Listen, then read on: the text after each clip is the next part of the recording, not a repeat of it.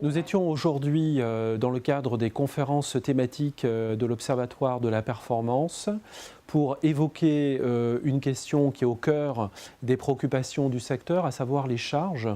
Dans le cadre de l'Observatoire de la performance, nous réunissons effectivement 2 à 3 fois par an des professionnels adhérents à notre observatoire pour discuter des problématiques au cœur de leur métier. Donc aujourd'hui, nous avons abordé la question des charges. Notre étude a consisté à interpréter, analyser un questionnaire.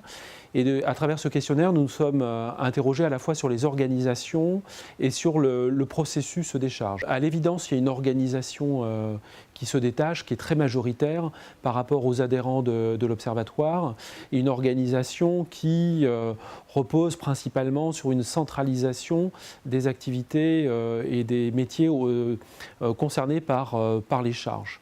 En matière de processus, donc nous avons observé 7 processus. Là, en revanche, les différences, les diversités de pratiques sont très importantes entre organisations.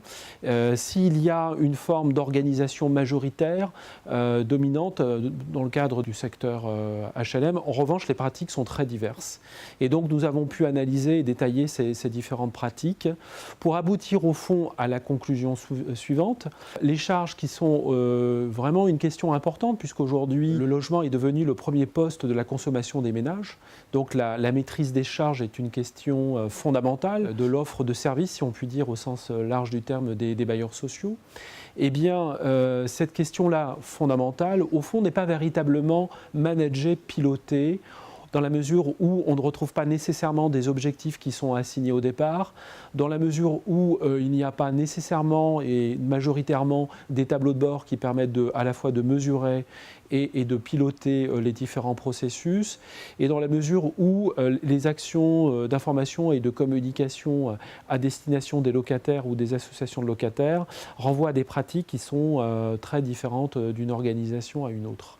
Et donc on est confronté à une sorte de paradoxe, à la fois la centralité de la question des charges et un processus qui n'est pas véritablement managé et qui ne remonte pas au même niveau que la vacance ou l'impayé, au stade des préoccupations stratégiques et des orientations stratégiques des bailleurs.